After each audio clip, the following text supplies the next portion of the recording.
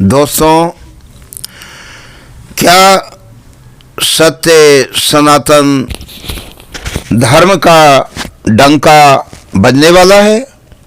क्या भारत पुनः विश्व गुरु बनने वाला है? यह प्रश्न हमारे ही नहीं समस्त भारतीयों के मन में गूंज रहे होंगे, क्योंकि आप सबको विदित है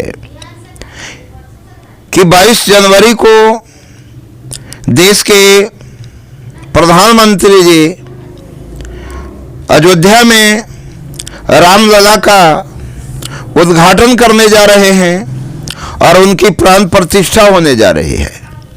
लेकिन इस समारोह में जहां लोगों की भीड़ उमड़ रही है, आस्था और विश्वास आकाश और जमीन को एक कर रहा है, वहीं पर कुछ दिग्भ्रमित विचार भी आ रहे हैं।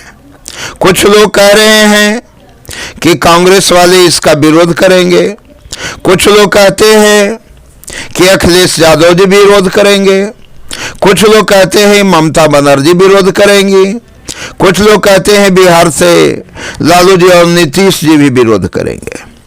तो क्या विरोध करना उचित है?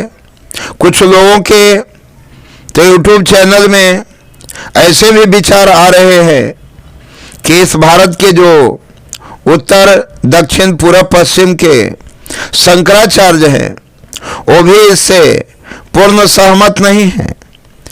वो पूर्ण सहमत इसलिए नहीं है क्योंकि पहला तो उनका कथन है कि नरेंद्र मोदी जी उच्च जाति के नहीं हैं और उच्च जाति का व्यक्ति ही राम की पूजा कर सकता है।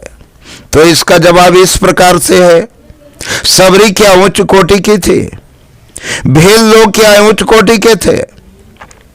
क्या केवट उच्च कोटि के थे? केवट को क्या राम ने नहीं कहा था कि तुम मम प्रिय भरत संभाई, तुम भरत से के समान नहीं, भरत से दुगना प्रिय हो?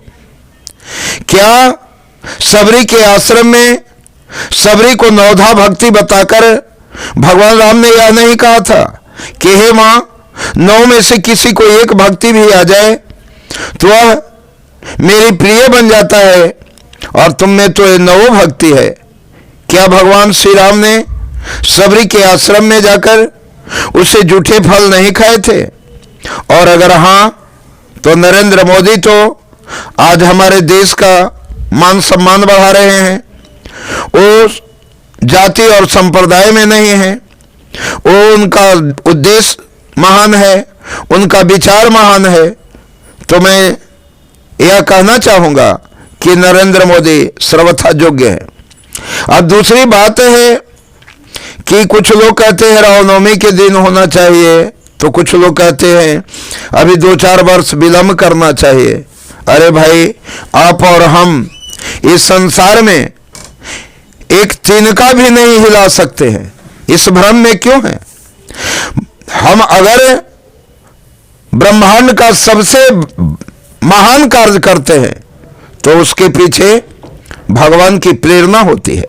जब तक भगवान की प्रेरणा नहीं होती है, मनुष्य कोई भी कार्य नहीं कर सकता है। और भगवान की अगर प्रेरणा है तभी तो सबकी सद्बुद्धि जागी कि 22 जनवरी को ही प्राण प्रतिष्ठा हो। और यह त्रेता युग नहीं है, यह कलिकाल है, जहां घोर पापाचार हो रहे हैं, घोर अधर्म हो रहे हैं, लोग धर्म से विमुख हो रहे हैं। वहां धर्म पर आरूढ़ होकर भारत जो है धर्म का मार्ग बताकर विश्व का आगवानी करने जा रहा है। इससे हम सभी भेदभाव को भुला दें। अयोध्या आज दुल्हन की तरह सज गई है। अयोध्या के गलियों में जहां संकीर्णता थी, वहीं पर आज पूरी चौड़ीकरण हो गया है। साफ सुथरी और जगमग करती हुई अयोध्या का वर्णन अवर्णनीय है। जब आप सारे कलुषता को मिटाकर अयोध्या नगरी में अगर प्रवेश कर जाएंगे तो मुझे पूर्ण विश्वास है कि सरजू की कलकल छल छल बहती हुई धारा और अयोध्या की जो चकाचौंध है वो आप में राम भक्ति उत्पन्न कर देगी। आप राम के भक्त बन जाएंगे। तो मैं समस्त भारतवासियों ही नहीं, समस्त विश्व से यह निवेदन करना चाहता हूं कि सारे मतभेदों को भुलाकर, राम न किसी जाति के थे, न किसी धर्म के थे, न किसी मजहब के थे, वो ब्रह्म हैं और ब्रह्म का निवास सबके मन में, सबके हृदय में, सबकी आत्मा में है। इससे सभी लोग प्रेम से जय श्री राम का नारा दें और घर घर में गुंजे एक जयकारा, जय श्री राम का नारा, जय श्री राम का नारा। जय हिंद दोस्तों।